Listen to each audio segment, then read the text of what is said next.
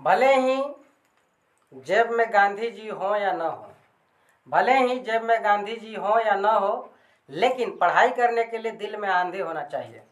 Hello दोस्तों, नमस्कार, जोहार। आप देख रहे हैं जय क्लासेस। और देर न करते हुए वीडियो को स्टार्ट करते हैं। आज लेकर आए हैं लोकतंत्र क्या है और इसकी विशेषताएं क्या है। ऐसे तो यह टॉपिक क्लास 10th का चैप्टर नंबर 5 है, जो 10th क्लास के विद्यार्थियों के लिए ये बहुत महत्वपूर्ण है समझना और जानना। लेकिन जो मेरे वीडियो को देख रहे हैं उनके लिए भी ये खास होने वाला है। वीडियो को पूरा जरूर देखिएगा और पसंद आने के बाद लाइक कीजिएगा, सब्सक्राइब कीजिएगा और अपने दोस्तों में शेयर मत कीजिएगा, क्योंकि आदत तो यही है। लोकतंत्र क्या है, सबसे पहले इसको जानने का प्रयास करते हैं। परिभाषा, इसका परिभाषा देखते हैं क्या है।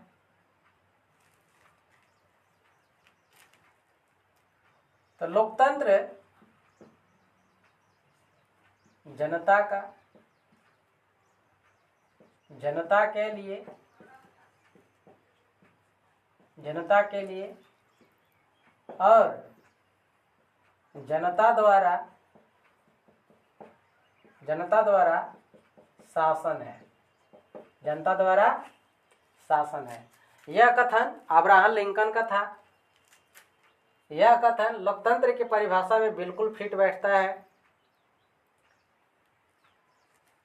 लोकतंत्र की परिभाषा क्या है? लोकतंत्र जनता का, जनता के लिए और जनता द्वारा शासन होता है।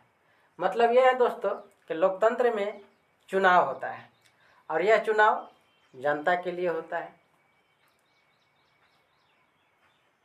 यह चुनाव जनता करते हैं, अपने मनपसंद से प्रतिनिधियों को चुनकर उन्हें सत्ता तक पहुंचाते हैं और उन्हीं के द्वारा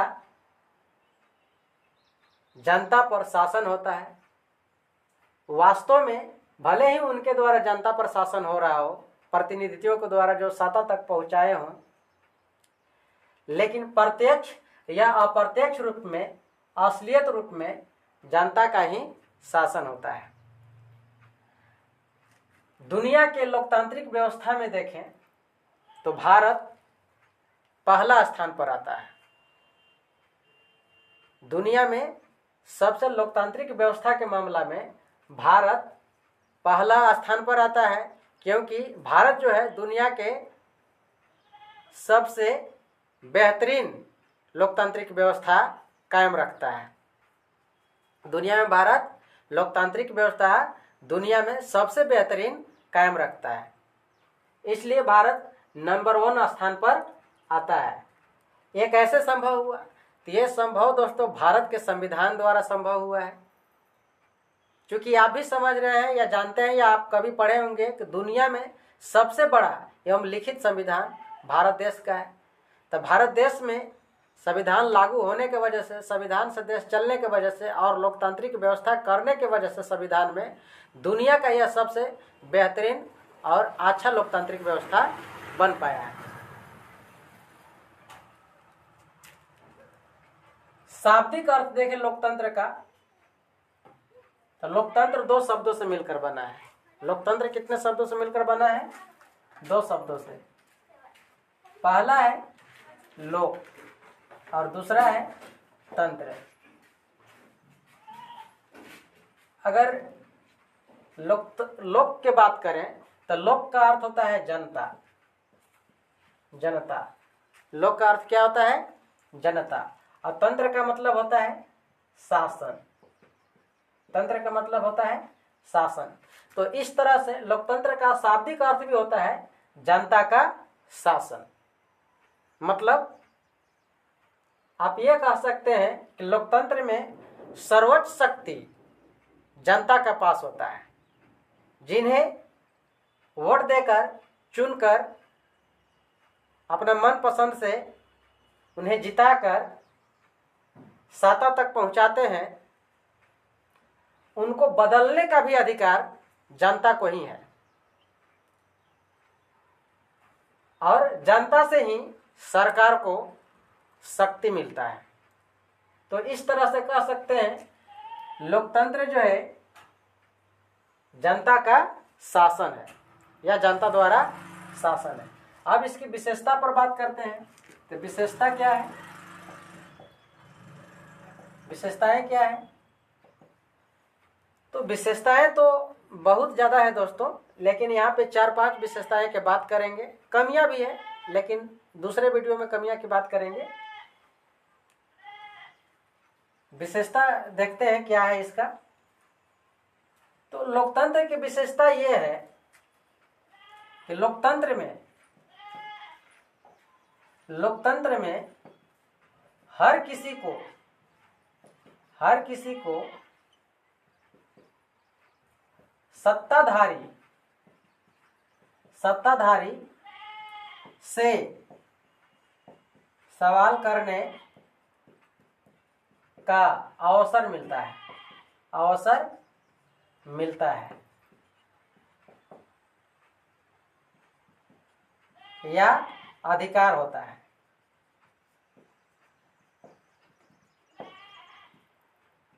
क्या है इसका पहला विशेषता? यह है कि लोकतंत्र में हर किसी को सत्ताधारी से, मतलब जो सत्ता में बैठे हों, वर्तमान में जो सरकार हो, उनसे सवाल करने का अधिकार होता है। उन्हें सवाल करने का अवसर मिलता है, हर किसी को मिलता है। ये लोकतंत्र की खूबियां हैं। आप राजतंत्र में सवाल नहीं कर सकते हैं। आप सत्ताधारी केंद्र से, सरकार से कुछ पूछ नहीं सकते हैं। लेकिन भारत के लोकतांत्रिक व्यवस्था में या लोकतंत्र व्यवस्था में हर किसी नागरिक को सत्ताधारी से सवाल करने का अधिकार है और उन्हें अवसर मिलता है। दूसरा विशेषता क्या है? लोकतंत्र में हर किसी को शासक बनने का अवसर या अधिकार होता है या मिलता है दोस्तों। मतलब आप यह समझ सकते हैं कि लोकतांत्रिक व्यवस्था एक ऐसा व्यवस्था है कि इसमें हर किसी को शासक बनने का अवसर मिलता है। आपको शासक बनने का अधिकार होता है। आप चाहे किसी भी धर्म से हो, किसी भी कैटेगरी से बिलोंग करते हो, अमीर हो या गरीब हो, यदि आपको शासक बनने की इच्छा है और आपको पास सामर्थ्य है, आप सक्षम हैं, तो आप इस देश में शासक बन सकते हैं। लोकतंत्र में हर किसी को शासक बनने का अधिकार है और अवसर मिलता है। तीसरा क्या है? लोकतंत्र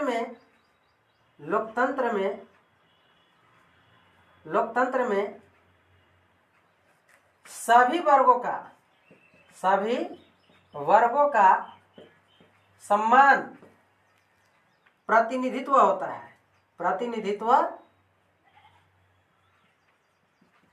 है।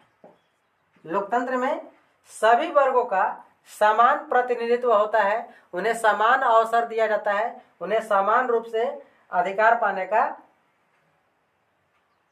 प्रावधान है। लोकतंत्र में सभी वर्गों का समान प्रतिनिधित्व होता है। वे चुनाव में भाग ले सकते हैं, चुनाव लड़ सकते हैं, शासक बन सकते हैं। जो एडल्ट हो चुके हैं, 18+ हो चुके हैं, वो वोट दे सकते हैं, चाहे स्त्री हो चाहे पुरुष हो। लोकतंत्र में सभी को समान रूप से अधिकार प्राप्त है। चौथा है, लोकतंत्र में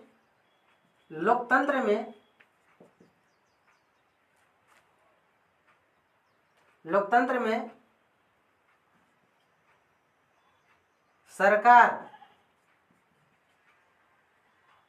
सरकार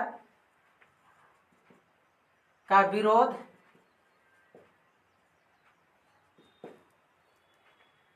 या आलोचना या निंदा करने का अधिकार है। निंदा करने का अधिकार है। लोकतंत्र में सरकार को विरोध करने का अधिकार है, आलोचना करने का अधिकार है, निंदा करने का अधिकार है। यदि केंद्र में सरकार या किसी राज्य का सरकार अच्छा न हो या अच्छा काम न कर रहा हो तो उन्हें विरोध करने का अधिकार है। जैसे धरना प्रदर्शन कर सकते हैं, चक्का जाम कर सकते हैं, विधानसभा को जहाँ पे सभी मंत्री संसद बैठते हैं उसका घेराव कर सकते हैं, उनकी पुतला फूंक सकते हैं, आलोचना कर सकते हैं, निंदा कर सकते हैं। यह लोकतंत्र में सरकार का विरोध करने का अधिकार है, आलोचना या निंदा करने का अधिकार है। अच्छा है या बुरा है, इस तरह से आप लोकतांत्रिक व्यवस्था में कर सकते हैं। बाकी राजतांत्रिक व्यवस्था में या तानाशाही व्यवस्था में यह प्रावधान नहीं है। जनता कैसे रह रहा है, जनता का दुख क्या है, जनता सवाल नहीं पूछ सकता है, जनता अपने विकास के बारे में सरकार तक सूचना नहीं पहुंचा सकता है। ये लोकतांत्रिक व्यवस्था में नहीं है दोस्तों।